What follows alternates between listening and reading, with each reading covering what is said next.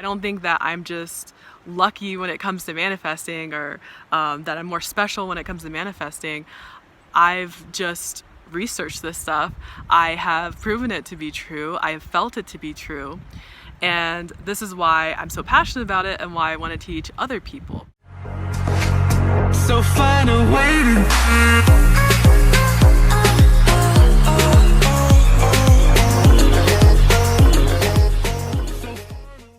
Hello fellow lightworkers, indigos, starseeds, crystals, rainbow children, and all of the above. My name is Monica, and today's video we're going to be talking about comparing yourself to others in order to manifest. So I'm aware of how strange this title sounds, because it sounds like the opposite of what you should be doing, not just for manifesting, but just in general in life. Pretty sure we've all heard that saying, comparison is the thief of joy, and normally I would totally agree with that, but I will explain what I mean here in a minute. So I had this video idea for a while, but I was reminded of it today when I got a comment from a lovely viewer on my How I Manifested My Soulmate video. And she had said something along the lines of, I feel like this video was meant for me. I relate to you so much. I'm also an only child. I'm a dog person. And I'm also an introvert, just like you. And I was thinking, yes, okay, that must be a sign from the universe of what this video is going to be about today. So as many of you know, we all have an ego, and what our ego likes to do is to compare and contrast with other people all the time. This is something that it just automatically does without us even consciously thinking about it. So you go into a room and your ego is searching for, am I prettier than this person?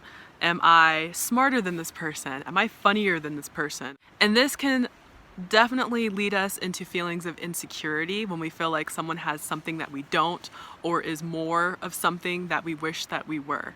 So I want you guys to try this technique I've come up with when you're trying to manifest, and I want you to think about someone that either you know, like a friend or family member, or a celebrity, or somebody that you view as a role model who maybe has like a lifestyle that you want, or maybe just has something, whether it's they're happily married in a healthy relationship, or they have their dream job, or they're making a lot of money and they're rich. Whatever it is that you want, that they have, I want you to think about them. And instead of thinking about all the ways that you're different from that person, because we tend to have thoughts like, well, that person is just lucky. That person has more talent.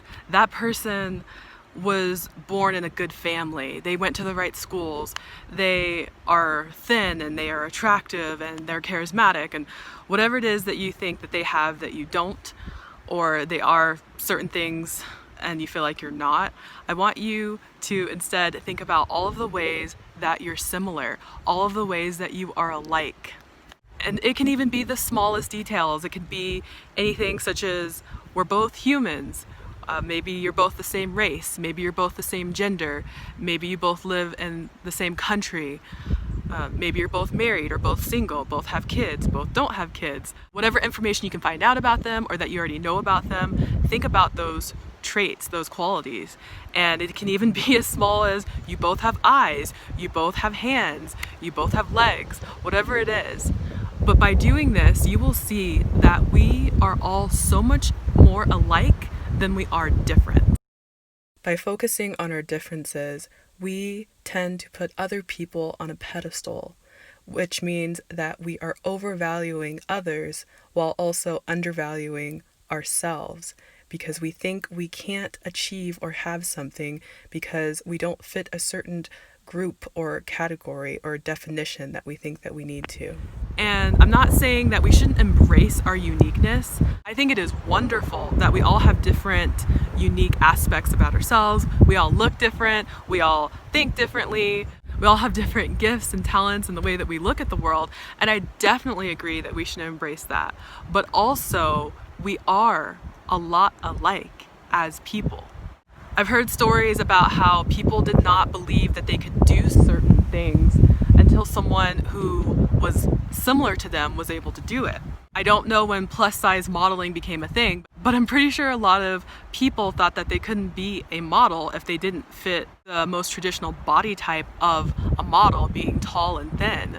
And I heard a story about someone who had broke a time record with running. I don't know what the distance was, but people thought it was impossible until this person had done it.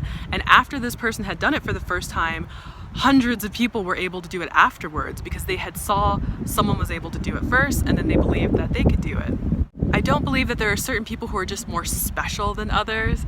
I think we are all special in our own ways, and I don't think that there's anyone who's like more lucky or who's favorited by God or something. I don't believe in that. I believe that they believe in themselves. Sometimes they have that support system to help them and sometimes they don't. But like they say, where there's a will, there's a way. You can always achieve it. You can always manifest it. I don't think I'm any more special than anybody else. I don't think that I'm just lucky when it comes to manifesting or that I'm more special when it comes to manifesting. I've just researched this stuff. I have proven it to be true. I have felt it to be true. And this is why I'm so passionate about it and why I want to teach other people. And I don't believe any of the information I share about the law of attraction is only for specific people or it won't help certain people. It is for absolutely everyone. And I highly encourage you to practice this, especially if you're feeling jealous or envious of someone. If somebody got their dream job and you haven't found yours yet and you feel jealous, it's okay to feel how you feel. Let yourself experience that jealousy, but also remember to compare yourself to them. What do they have that you also have? What are the similarities that you two share? And just remember that you're both human and that you both are powerful and you can do the exact same thing. You can manifest your dream job as well. So feel free to try this technique. You don't have to necessarily write it down. You can, if you feel like that would help you. You can also just make a mental note of it and keep reminding yourself, especially like I said, when you start to feel jealous or something like that. It's okay to feel that way. Just don't set up shop there and be there forever. Let yourself experience that and always keep in the back of your mind that you guys are both very similar, way more similar than you are different. And if they can do it, you can do it too. There's no reason why you can't. I also think this is why we feel so inspired when we hear the story of the underdog, someone who came from nothing and then became super successful or super rich or just super influential in some way. And people will look at that person and go, wow, they did it, I can do it too. Especially with people who've broken into a certain category, like the first woman to something, you know, whatever it is. And then other women feel empowered, like they can also do that as well. And you don't necessarily need to see someone else who's like you doing it. Know that you already can do it, but it is a helpful reminder when you do see other people that you relate to also doing whatever it is that you want to do or manifesting whatever it is you want to manifest. That is my video for today. Please let me know if you end up trying this technique or what you think about it in general down in the comments. And I will see you guys in the next video. Bye everyone.